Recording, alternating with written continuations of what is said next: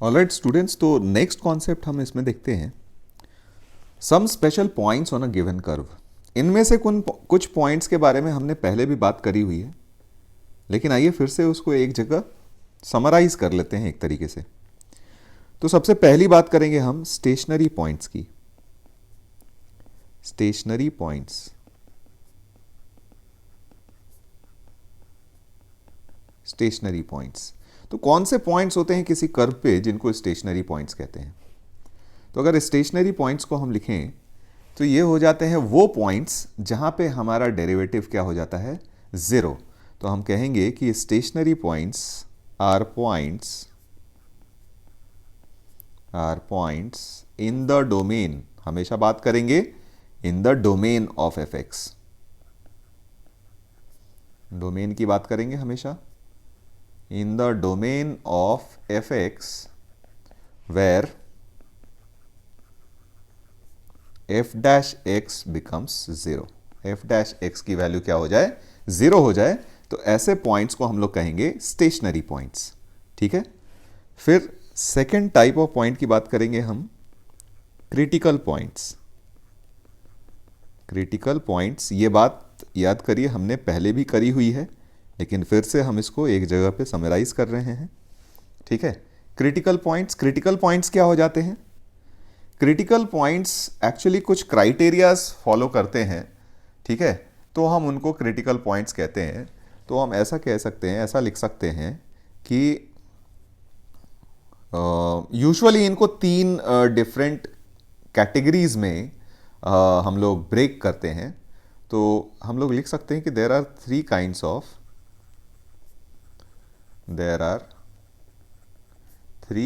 Of critical points. Critical points, तीन kinds होते हैं क्रिटिकल पॉइंट्स के। ठीक है। सबसे पहला काइंड वो हो जाता है, ठीक है, जहाँ जो स्टेशनरी पॉइंट्स होते हैं वो भी हमारे क्रिटिकल पॉइंट्स होते हैं, यानी the points at which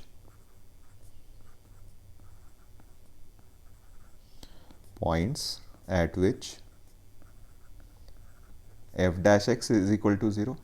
f dash x अगर हमारा ज़ीरो हो जाता है तो वो सारे पॉइंट्स हम क्रिटिकल पॉइंट्स में काउंट कर लेते हैं। दूसरा टाइप ऑफ क्रिटिकल पॉइंट होता है, ठीक है, second kind of critical point, the point where f dash x does not exist. The points where f dash x does not exist, वो पॉइंट्स जहां पे हमारा f dash x एग्जिस्ट नहीं करता है। ठीक है। तीसरा पॉइंट वो हो जाता है क्रिटिकल पॉइंट जो एंड पॉइंट्स होता है डोमेन किसी इंटरवल का। The end points of interval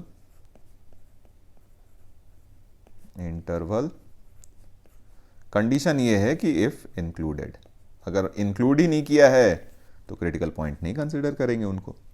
ठीक है। तो ये तीन कैटेगरी होती हैं हमारे क्रिटिकल पॉइंट्स की। ठीक है। यहां पे एक छोटी बात मैं आपको बता देना चाहता हूं कि इन क्रिटिकल पॉइंट्स पे ही हमारा क्या होता है, मैक्सिमा या मिनिमा, लोकल मैक्सिमा या लोकल मिनिमा एग्जिस्ट करता है। यानी कहने का मतलब ये हुआ कि लोकल मैक्सिमा, ठीक है, and local minima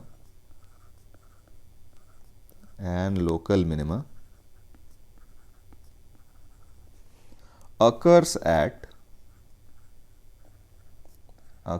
at critical points only.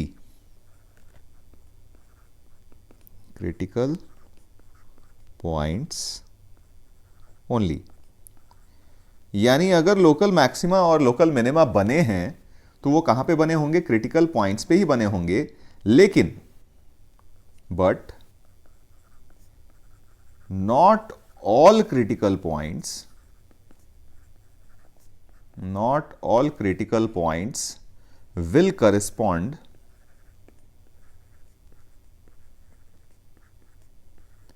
will correspond to local extrema. Extrema में जैसा कि हमने बात करा है, दोनों ही कवर हो जाते हैं, मैक्सिमा और मिनिमा।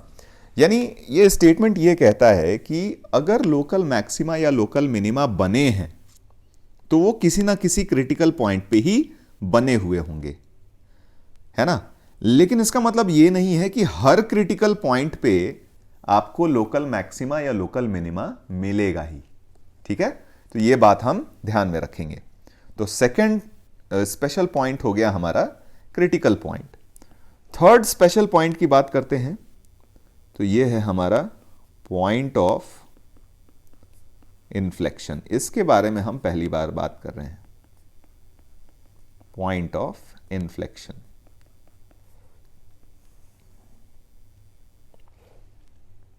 ठीक है।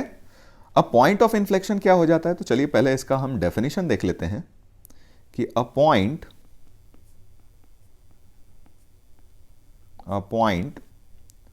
where graph of function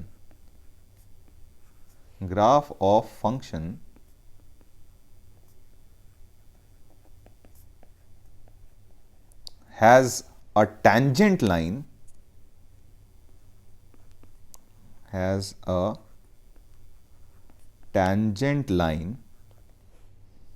ठीक है, and where concavity of the graph changes, concavity of the graph changes, concavity of the graph changes is called point of inflection,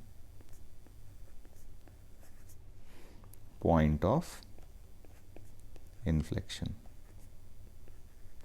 इसको हम लोग कहते हैं पॉइंट ऑफ इन्फ्लेक्शन, जहां पे हमारे ग्राफ की क्या हो रही हो, कनकेविटी चेंज हो रही हो। तो ये तो हो गया इन टर्म्स ऑफ लैंग्वेज, ठीक है। मैथमेटिकली हम क्या कहेंगे, कब हम वेरीफाई करेंगे कि हमारा critical point point of inflection मिल रहा है, ठीक है। तो उसके लिए हम क्या करते हैं कि eight critical points at point of inflection, critical point के बारे में नहीं बात कर रहे हम, eight point of inflection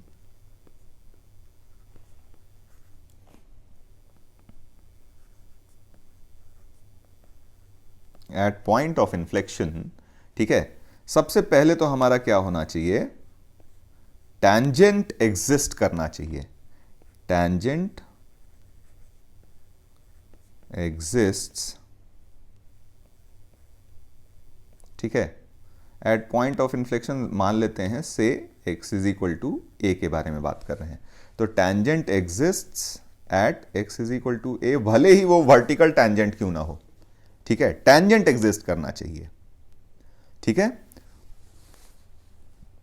and second criteria ये हो जाता है कि f डबल डैश x, ठीक है, changes its sign, changes its sign about x is equal to a। तो यहां पे f double dash x changes its sign about x is equal to a, अगर ये स्टेटमेंट लिखते हैं तो यहां पे ये इंडिकेटिव इनफ है इस बात का कि या तो हमारा f double dash f double dash a, ठीक है, जीरो हुआ होगा और डज नॉट एग्जिस्ट नहीं किया होगा, ठीक है।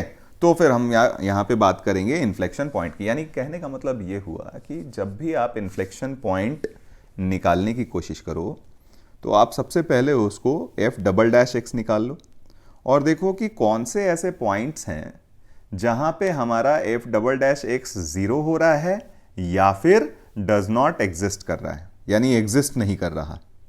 अगर उन पॉइंट्स के about F double dash x का साइन चेंज होता है तो हम उन पॉइंट्स को पॉइंट ऑफ इन्फ्लेक्शन कहेंगे। इसको पिक्टोरियली समझते हैं एक बार ग्राफ से कि ग्राफ पे हम कैसे आइडेंटिफाई करेंगे कि कौन सा पॉइंट हमारा पॉइंट ऑफ इन्फ्लेक्शन है।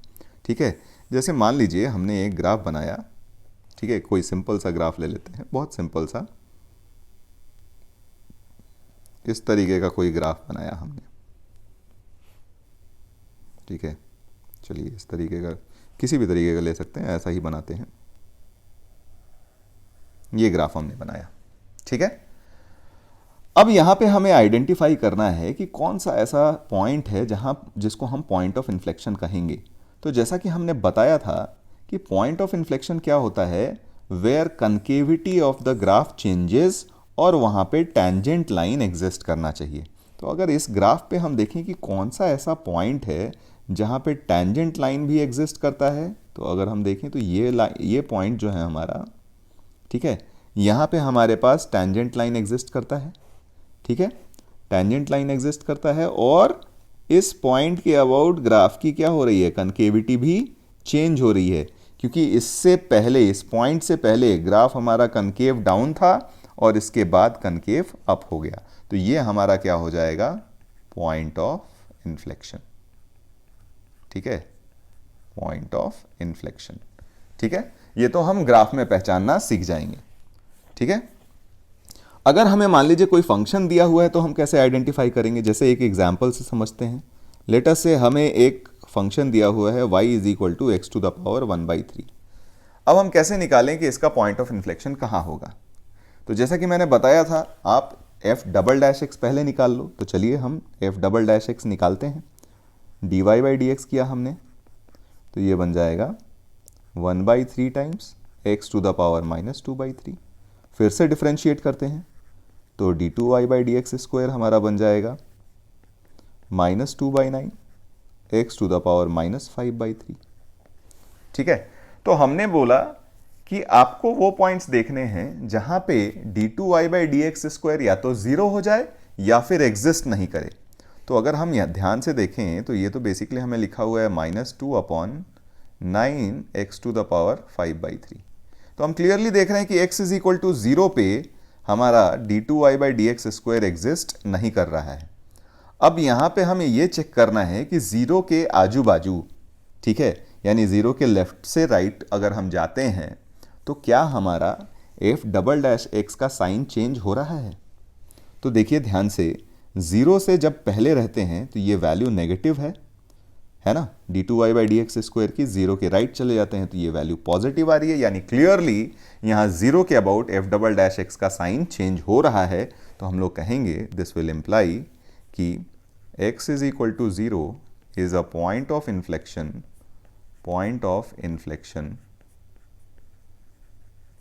Of y is equal to x to the power 1/3। ठीक है, एक और एग्जाम्पल करके समझते हैं कि किस तरीके से पॉइंट ऑफ इन्फ्लेक्शन निकालेंगे। तो चलिए क्वेश्चन लेते हैं हम, एग्जाम्पल है हमारे पास, फंक्शन ले लेते हैं y is equal to x square ln x। ठीक है, एक्स स्क्वायर ln x, और इसका हमें पॉइंट ऑफ इन्फ्लेक्शन निकालना है। तो जैसा कि हमने बताया कि d2y by D x square आपको निकालना पड़ेगा।